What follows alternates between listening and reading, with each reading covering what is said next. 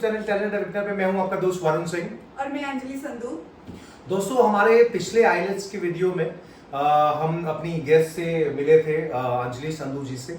तो आज वो फिर से हमारे बीच हैं। स्वागत है अंजलि जी आपका। Thank you so much. और आज अंजलि जी हमें आईलेट्स में एडवांस लेवल पे हमें गाइड करेंगे। हमने अपने पिछले वीडियो में बैंड स्कोर के बारे में भी बात किया था, तो आज अंजलि जी उसको इलेबोरेट करेंगे और उसके अलावा भी और गाइडेंस हमें देंगे जो हमारी आईएलटीएस की जर्नी को इजी बनाएगा। तो आइए शुरुआत करते हैं। अंजलि जी, सबसे पहले हमारे व्यूअर्स जानना चाहेंगे कि जो बैंड स्कोर की हमने बात की थी उसको आप थोड़ा सा और इलेबोरेट हमारे व्यूअर्स के लिए कर पाएं, जिससे कि वो उनको हेल्प करे। जी बिल्कुल। वरुण जी, आज हमारा जो टॉपिक रहेगा वो रहेगा how to get desired band scores in IELTS. क्योंकि जो आईएलटीएस का असली मतलब होता है वो क्या होता है कि हमें उसको स्कोर को अचीव करना। तो उसके लिए आज हम बात करने वाले हैं, उस मेथड के बारे में बात करेंगे। तो लेकिन उससे पहले मैं आपको ये चीज़ और अपने व्यूअर्स को ये चीज़ बताना चाहती हूँ कि जब हमें आईएलटीएस की प्रिपरेशन स्टार्ट करनी है तो हमारे माइंड में एक टारगेट सेट होना चाहिए कि हमें कितने बैंड स्कोर्स लेने हैं। तो वो टारगेट कैसे सेट होगा? जब हमें पता होगा कि हमें किस कंट्री में जाना है और हमें किस कोर्स के लिए अप्लाई करना है। तो दैट इज वेरी इंपॉर्टेंट कि आपके पास एक टारगेट हो, उस टारगेट को आप अचीव करने के लिए ही प्रिपरेशन करोगे। ठीक है, तो तब भी हमने ये भी देखा कि लाइफ में कभी भी हम कुछ भी चीज़ अचीव करते हैं, हमारे पास एक गोल सेट होता है। तो सेम लाइक दैट एक आईएलटीएस में आपका टारगेट होना चाहिए। गोल आपका बाद में कंप्लीट होगा, यहाँ पे एक छोटा सा टारगेट है, उसको अचीव करने के लिए आपने उसको सेट करना है और फिर स्टेप बाय स्टेप इन चीज़ों को हमने फॉलो करना है। तो ये हमारा जो फर्स्ट क्वेश्चन आपने बोला कि how to get desired band score in IELTS, तो ये हमारा प्रॉपर आंसर है कि हमें एक टारगेट सेट करना है। ओके, सो व्यूअर्स, अभी अंजलि जी ने हमें बताया कि जो बैंड स्कोर है उसमें आप जो है, एक तो टारगेट बहुत इंपॉर्टेंट है जो आपको सेट करना होता है। और इसमें एक मैसेज भी मैं शेयर करना चाहूँगा। जो यहाँ पे आप देख रहे हैं बोर्ड के ऊपर ये स्टार बनाया गया है और अभी टारगेट की बात अंजलि जी ने करी है। तो आपने नोटिस किया होगा, जो जब रात का टाइम होता है तो इन द स्काई आपको स्टार्स नजर आते हैं जो शाइन कर रहे होते हैं, बट वो स्टार्स हमेशा डार्कनेस में नजर आते हैं। तो लाइफ में याद रखिए, जब आप टारगेट सेट करेंगे तो चैलेंजेस आप फेस करेंगे और आप डार्कनेस भी फेस करेंगे। बट उस सिचुएशन के अंदर अगर आप अपने कमिटमेंट के साथ आगे बढ़ेंगे, जैसे अंजलि जी ने हमें अपने पिछले वीडियो में भी गाइड किया था और अभी उन्होंने इस चीज़ में बताया, तो आप इस स्टार की तरह शाइन करेंगे। तो ये बेसिकली एक मैसेज था, हिडन मैसेज, जो उन्होंने यहाँ शेयर भी किया था। इसी तरह से हम आगे बढ़ते हैं। अभी अंजलि जी, यहाँ पे बैंड स्कोर के बारे में आपने हमारे व्यूअर्स को बता दिया। इस पे नेक्स्ट स्टेप पे हम चलते हैं। जो इसका प्रिपरेशन है उसके बारे में हमारे व्यूअर्स जानना चाहेंगे, जिससे कि वो और बेहतर तरीके से आगे बढ़ पाएं। प्लीज उसके बारे में हमारे जी वरुण जी, अब अभी हमें आईएलटीएस में जैसे स्कोर करना है तो उसके लिए एक मेथड है, दो मेथड है। हर एक पर्सन की अलग होती है कैपेसिटी, तो किस मेथड के साथ उस चीज़ को अचीव कर सकता है। तो हमारे पास जो फर्स्ट मेथड है that is a coaching centre and second होता है जी सेल्फ प्रैक्टिस। दो तरह के पर्सन होते हैं जो तो इजीली एक कोचिंग सेंटर में जाके अपना पेड कोचिंग ले सकते हैं, किसी टीचर से, किसी ट्यूटर से सीख सकते हैं, जिनको एक अच्छा एक्सपीरियंस है। वो आपको एक अच्छा गाइड करेंगे, आपको प्रैक्टिस करवाएंगे। लेकिन सेकंड क्या है, सेकंड मोड हमारे पास आज के टाइम पे दुनिया बहुत एडवांस हो चुकी है, हर किसी के हाथ में फ़ोन है, लैपटॉप है, तो वो ईजिली एनी टाइम अपने घर से भी प्रैक्टिस कर सकता है। क्योंकि यूट्यूब पे आज के टाइम पे और ऐसे सोशल मीडिया हमारे पास एप्लीकेशंस हैं, यहाँ पे सब मटेरियल अवेलेबल है। तो इजीली हम विदाउट कोई पे किए हुए ऑनलाइन भी इसको सीख सकते हैं। तो ये बहुत दोनों सिंपल मेथड्स हैं। कोचिंग सेंटर आज के टाइम पे हर एक सिटी में अवेलेबल है, तो इजीली ये दो मेथड्स के साथ अपनी आईएलटीएस की प्रिपरेशन स्टार्ट कर सकते हैं। तो ये मेरे लिए मुझे लगता है कि सबसे जो बेस्ट ऑप्शन है, जो एज अ स्टूडेंट है आता है बच्चा, उसको कोचिंग सेंटर में जाना चाहिए। लेकिन अगर आप पहले से एक्सपीरियंस पर्सन हो, कोई जॉब में हो, तो आप सेल्फ प्रैक्टिस कर सकते हो। आप ऑनलाइन अपनी स्टडी और जॉब के साथ वहाँ पे रिलेट कर सकते हो आईएलटीएस को। तो ये मेरा सेकंड जो आपके क्वेश्चन का आंसर था। ओके, अभी अंजलि जी ने हमें प्रिपरेशन के बारे में गाइड किया कि आप कोचिंग सेंटर के थ्रू भी वो प्रिपरेशन कर सकते हैं और इवन सेल्फ प्रैक्टिस भी कर सकते हैं। और अगर इसको डीप लेवल पे हम कंसिडर करें तो इस दुनिया में आपको कोचिंग सेंटर की अगर बात करें तो कोचिंग के रूप में अर्जुन भी मिलेंगे, और अगर आप सेल्फ प्रैक्टिस की बात करें तो आपको एकलव्य भी मिलेंगे। सो आप दोनों रूपों में अपनी प्रैक्टिस कर सकते हैं, बस ये याद रखिए कि गिव अप नहीं करना, that is the most important. बिल्कुल। सो अभी अंजलि जी आपने बैंड स्कोर के बारे में व्यूअर्स को इलैबोरेट कर दिया, इवन प्रिपरेशन मेथड के बारे में भी आपने बताया। इसी कड़ी में आगे बढ़ते हैं। हमारे व्यूअर्स को आप ये गाइड करेंगे, जो टाइम होता है ना, बहुत बार क्या होता है, ये बहुत बड़ा इशू रहता है व्यूअर्स के साथ। सब लोग कहते हैं कि हम टाइम कैसे मैनेज करें अपना, ये बहुत बड़ा क्वेश्चन मार्क रहता है। सो प्लीज हमारे व्यूअर्स को आप गाइड करें कि टाइम को कैसे वो मैनेज करें। बिल्कुल, मैं आपको यहाँ पे एक छोटी सी चीज बताना चाहती हूँ, मेरे व्यूअर्स को भी बताना चाहती हूँ। दुनिया में कोई भी इंसान है, उसके पास 24 घंटे हैं। एक इंसान 24 घंटे में राजा भी बन रहा है, एक इंसान वही 24 घंटे में भिखारी भी है, ठीक है। तो ये चीज हम एग्जाम्पल से सीखते हैं। तो टाइम मैनेज करना हर एक इंसान के हाथ में है, लेकिन जो आईएलटीएस का एग्जाम है, जो आईएलटीएस की प्रिपरेशन है, वो क्या मांगती है? 2 चीजें मांगती है, टाइम मैनेजमेंट एंड प्रैक्टिस। अगर आप प्रैक्टिस कर रहे हो और अपना टाइम मैनेज कर रहे हो तो आप उस चीज को इजिली अचीव कर लोगे, ठीक है। तो फर्स्ट ऑफ ऑल, जो बच्चा आज के टाइम पे अपनी स्कूलिंग खत्म करके आईएलटीएस की प्रिपरेशन कर रहा है, तो उसको मिनिमम टू मिनिमम 6 आवर्स देने चाहिए। और उसमें दिक्कत पता क्या आती है वरुण जी? वहाँ पे हमारे जो मॉड्यूल्स होते हैं, बच्चा एक मॉड्यूल्स पे फोकस करता है, 4 मॉड्यूल्स को नहीं लेके जाता साथ में साथ। वहाँ पे दिक्कत क्या होती है कि हमारी एक बैंड स्कोर्स है जो एक मॉड्यूल में कम हो जाते हैं, बाकियों में बहुत अच्छे पैरेलल स्कोर्स हम ले लेते हैं। तो यहाँ पे मैं ये बताना चाहती हूँ कि अगर आपने 6 आवर्स अपने लिए आईएलटीएस के लिए चूज किए, तो आपने डिवाइड करना है, जो मेरा वीक मॉड्यूल कौन सा है उसके लिए आपने 2 घंटे निकालने हैं। फॉर एग्जाम्पल रीडिंग सेक्शन एक ऐसा सेक्शन होता है जो बच्चों को लगता है कि डिफिकल्ट है, तो उसकी हमने 2 बार प्रैक्टिस करनी है। बाकी जो हमारा टाइम है और मॉड्यूल्स के लिए, राइटिंग के लिए, स्पीकिंग के लिए, लिसनिंग के लिए जाना चाहिए। तो ये हम अच्छे से अपना टाइम मैनेज कर सकते हैं। और सेकंड मेरी टिप ये है कि यहाँ पे आपने गैप नहीं डालना। कंसिस्टेंसी बहुत इंपॉर्टेंट है। ये नहीं है कि हमने 2 घंटे सुबह दिए, 2 घंटे शाम को दिए, 2 घंटे इवनिंग को दिए, तो ऐसे क्या होगा, जब हमारा एग्जाम होगा वो कंसिस्टेंसी के साथ होता है। तो ये चीज बहुत इंपॉर्टेंट है, और इसको कंसिस्टेंसी के साथ हमने 3 मंथ में करना है। That is very important. अगर आप स्कूलिंग अपनी खत्म करके आए हो, आपको थोड़ी सी ज्यादा प्रैक्टिस की जरूरत रहती है। लेकिन अदर साइड क्या होता है, अगर कोई पर्सन अपनी जॉब कर रहा है, सपोज करो वो पार्ट टाइम कर रहा है, चाहे कोई फुल टाइम कर रहा है, जब अपनी स्टडी ग्रेजुएट है और पोस्ट ग्रेजुएट कर रहा है, तो वो क्या कर सकता है, उसको थोड़ी नॉलेज ज़्यादा होती है, उनका जो लेवल होता है वो थोड़ा बड़ा होता है, तो वो अपने 4 घंटे दे सकता है। हर एक मॉड्यूल को 1 आवर अब कम्प्लीटली अपना पे कर सकता है। तो यहाँ पे वो उनको 1 से 2 मंथ की रिक्वायरमेंट रहेगी, वो उन्होंने प्रैक्टिस करनी है।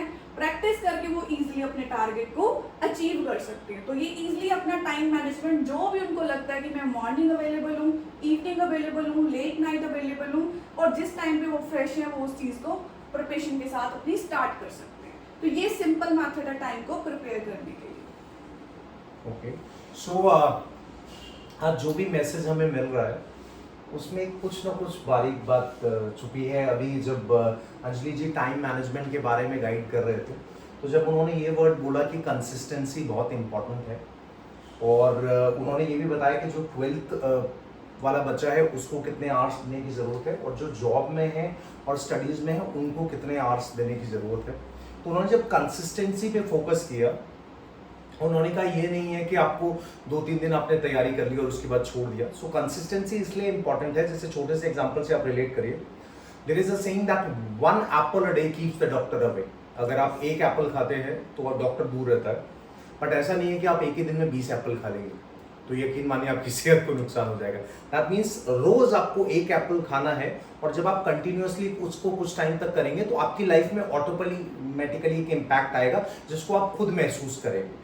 सो वो कंसिस्टेंसी लाइफ आपसे मांगती है, क्योंकि लाइफ देखती है कि इस बंदे की नीयत कैसी है, और नीयत तभी आती है जब किसी वर्क की तरफ आप कंसिस्टेंट होते हैं, जब आप उसको प्यार करते हैं उस वर्क को। तो दैट मीन्स कि जब आप टाइम मैनेजमेंट की बात करें तो आपको वो कंसिस्टेंसी शो करनी है। जैसे अंजलि जी ने बताया 6 आवर्स अगर आप 12th के लिए है, और 4 आवर्स अगर आप जॉब या आप और स्टडीज अपनी कर रहे हैं, तो इस कंसिस्टेंसी को आप मेंटेन करें। सो अंजलि जी आपने बैंड स्कोर के बारे में हमें गाइड कर दिया, प्रिपरेशन के रिगार्डिंग भी गाइड कर दिया। टाइम मैनेजमेंट के बारे में भी बताया। हमारी जो पिछली वाली आइल्स की वीडियो थी उसमें भी आपने कुछ टिप पर्टिकुलरली दी थी बिल्कुल। हमारे व्यूअर्स को, तो क्या आज भी हमारे लिए कोई ऐसी टिप है जो हमारे व्यूअर्स को और बेहतर लेवल पे लेके जा सके?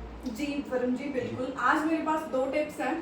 सो मैं स्टूडेंट्स को यही कहना चाहती हूँ, अगर आप आइल्स की प्रिपरेशन कर रहे हो तो आपने 2 चीज़ों पे फोकस रखना है। डजेंट मैटर कि आपकी जो इंग्लिश है वो फर्स्ट लैंग्वेज नहीं है, अगर आपने स्कूल में इंग्लिश वीक थी, कुछ भी मैटर नहीं करता। आपने 2 चीज़ों पे फोकस करना है, अपनी वोकैब को इम्प्रूव करना है और उसके साथ अपनी ग्रामेटिकल रेंज को आपने करेक्ट करना है। जो हमारी बैंड स्कोर्स है, इन चीज़ों पे बहुत ज़्यादा मैटर करता है। तो ये आपको अगर अपने इम्प्रूव करना स्टार्ट कर दिया, जो मैंने ये टाइम ड्यूरेशन दी है, ये 3 मंथ और 2 मंथ्स में आपने इन 2 चीज़ों पे फोकस करना है, वोकैबुलरी एंड ग्रामेटिकल रेंज।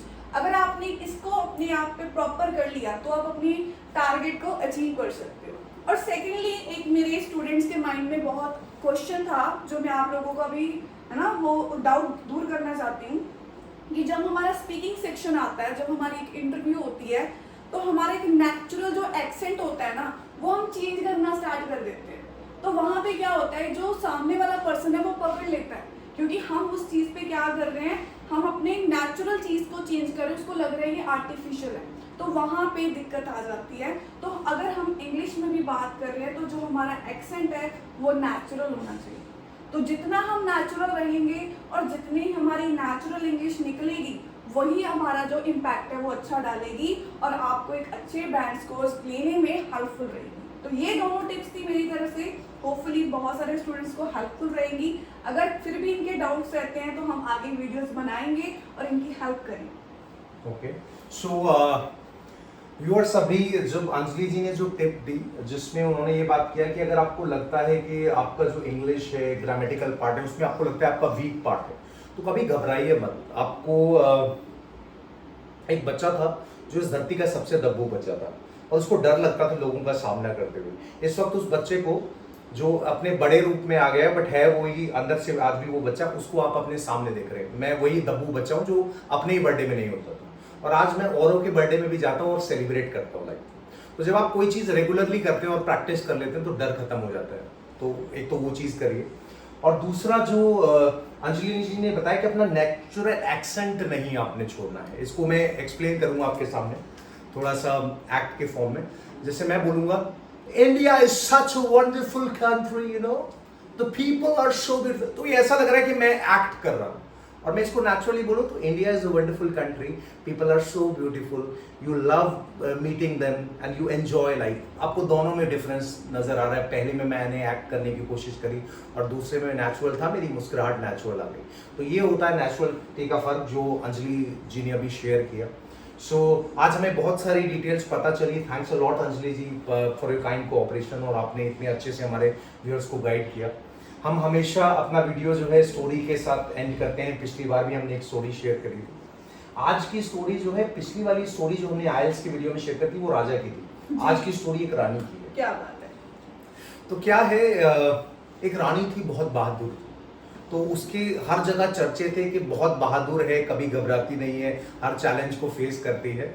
तो उसने सोचा कि मेरी लाइफ में बस एक चीज़ है कि मुझे कुछ ऐसा अस्त्र मिल जाए जिसको मैं सारी उम्र यूज़ करूं और कभी भी किसी भी सिचुएशन में उससे बाहर निकल जाऊं। तो उसने बहुत सारे लोगों से पूछा, बहुत सारे विद्वानों से पूछा, उसको कोई सॉल्यूशन नहीं मिला। फिर किसी ने उसको बोला कि इस दुनिया में एक व्यक्ति है और उनके पास तुम्हें ऐसा कुछ मिल सकता है जिससे कि तुम्हारा जो ये प्रॉब्लम है इसका सॉल्यूशन मिल जाए। तो वो उस व्यक्ति के पास गए और उस व्यक्ति ने उनको एक अंगूठी दी और कहा कि इस अंगूठी का मेरे जीवन में तो कोई काम मुझे पड़ा नहीं, मेरे गुरु ने मुझे दिया था और कहा था कभी यूज़ करना, और इसको तब यूज़ करना जब कोई रास्ता ना बचे, तो तुम इसको रख लो। उस रानी को बोला, और तुम्हारे जीवन में ये काम आएगा। मगर इस बात को याद रखना कि इसको तभी खोलना जब तुम्हें लगे कि जीवन में कोई और ऑप्शन बचे ही ना। तो उस रानी ने वो अंगूठी पहन ली और वो जीवन में आगे बढ़ती रही, बहुत सारे उसने जीते पाई, आगे बढ़ती गई। एक समय ऐसा आया जब उसके ऊपर अटैक हुआ राज्य पे और वो सब कुछ आ गई। और क्या हुआ कि रानी वहां से निकल गई, उसके पीछे जो बाकी सैनिक थे वो भी भाग रहे हैं क्योंकि दूसरे राज्य के लोग अटैक करने के लिए तैयार हैं। तो अब उसको लगा कि अब वो घड़ी आ गई है और वो अंगूठी खोलने का समय आ गया क्योंकि कोई रास्ता नहीं बचा। तो उसने जैसे ही वो अंगूठी खोली, उसमें एक कागज था, और जब उसने कागज पढ़ा तो उस पर लिखा था ये वक्त भी गुजर जाएगा। क्या बात। तो जैसे ही मतलब ये पढ़ा उसने, वो एकदम से मतलब उसके रोंगटे खड़े हो गए। और थोड़ी देर में क्या हुआ कि वो जो टापों की आवाज आ रही थी ना पीछे से, वो चले गए सैनिक, कहीं और चले गए जो उस पर अटैक करने वाले थे, और वो आराम से वहां से निकल गई दोबारा, क्योंकि शक्तिशाली थी, हार मानने वाली नहीं थी, तो दोबारा राज्य प्राप्त कर लिया अपना, और जश्न मना रही थी, जश्न मना रही थी, पूरे राज्य में जश्न चल रहा था। तभी उसको लगा कि दोबारा एक बार अंगूठी खोल लेती हूँ। उसने अंगूठी खोली, वो कागज दोबारा निकला, उस पर लिखा था ये वक्त भी गुजर जाएगा। तो रानी को होश आया और उसको एक चीज महसूस हुई, उसको लगा कि जीवन में हर पल बहुत खास है, स्पेशल है, मगर कभी अहंकार नहीं करना है क्योंकि समय बदल जाता है। ठीक है, तो जीवन में इस चीज को हमेशा ध्यान रखिए, हमेशा खुश रहिए, लोगों से भी प्यार करिए, उनकी भी रिस्पेक्ट करिए, और अपने आप का ध्यान रखिए बहुत अच्छे से। और आप बहुत स्पेशल हैं। Thank you very much. Take very good care of yourself and stay blessed. Thank you.